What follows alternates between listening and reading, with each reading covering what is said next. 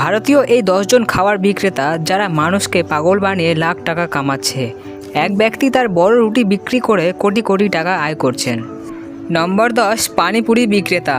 এই বিক্রেতা এতটাই বিখ্যাত হয়ে উঠেছেন যে এখন তার পানিপুরি ফ্র্যাঞ্চাইজি বিক্রি করতে শুরু করেছে, যার দাম 2 লাখ টাকা পর্যন্ত। তবে তাদের স্মার্ট অ্যাপে কোনো নতুন উদ্ভাবন নেই। এছাড়াও তাদের পানিপুরি সবচেয়ে দামি এবং দোসা সাম্বারও বিক্রি শুরু হয়েছে। নম্বর 9, ডলি চাওয়ালা। ডলির ভিন্ন চেহারা এবং চা বানানোর ভিন্ন স্টাইল দেখে মানুষ আকৃষ্ট হয়েছে। পুরো নাগপুরে ডলির চা সবচেয়ে বেশি বিক্রি হয় এবং প্রতি মাসে সে ভালো টাকা উপার্জন করে। সে বিল গেটসের হাতে এবং অনেক সেলিব্রিটির হাতে চা পরিবেশন করেছে। নাম্বার 8, ভাদা অফ বালি। দিদিটার দোকানে ভাদা অফ কম নাটক বেশি পাওয়া যায়। তার বড় ধাবার পাশাপাশি তার সংগ্রামের গল্প সকলের কাছে বলে চলেছে। এছাড়াও তার গ্রাহক এবং শ্রোতা উভয় দেখেছেন তার রাগ কতটা প্রচণ্ড। সাধারণ হারের চেয়ে বেশি দামে ভাদা বিক্রি করে অনেক টাকা আয় করেছেন এই দিদি। Number 7, Jasprit food cartoon. দৈনিক ছোট এই শিশুটি ঘরের এত দায়িত্ব নিয়েছে যে অল্প বয়সে খাবারের দোকান খুলে বসেছে। জাসপ্রীত স্কুলের সাথে এই কাজটি করেছেন এবং প্রচুর শিরোনামও পেয়েছেন। নম্বর 6, কুলহার পিৎজা দম্পতি।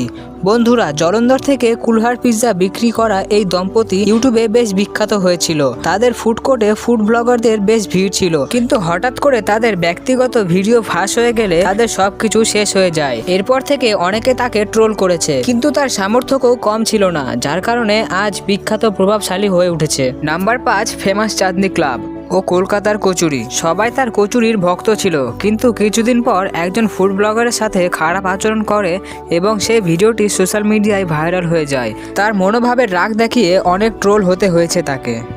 নাম্বার 4, গরিব গ্রামবাসীর সীমাহীন কুয়াপাজি। তারা গ্রাহকের কাছে থেকে 170 টাকায় সীমাহীন থালি বিক্রি করে, কিন্তু ধীরে ধীরে জানা যায় অবৈধ মানুষকে তাড়িয়ে বেড়ায়, বাধা দেয় এবং ঠিকমতো কথা না বললে গ্রাহকদের ভিড় কমেনি।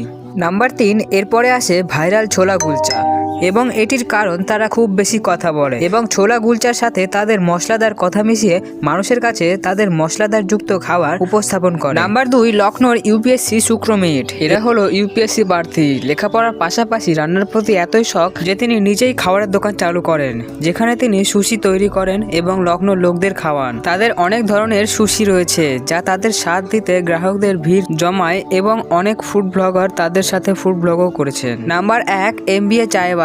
ভাগ্য এমনভাবে বদলে গেল যে সবাই তার সাফল্য দেখতেই থাকলো। এমবিএ চায়ওয়ালা দেশের প্রতিটি কোনায় অনেক ফ্র্যাঞ্চাইজি খোলে এবং তারপর মালিকরা প্রফুল্লকে একজন প্রতারক বলা শুরু করে। এমবিএ চায়ওয়ালা অর্থাৎ প্রফুল্ল তার ফ্র্যাঞ্চাইজি 30 থেকে 35 লাখে বিক্রি করেছিলেন, যেখানে তিনি নিজের ব্যবসা মাত্র 15,000-এ শুরু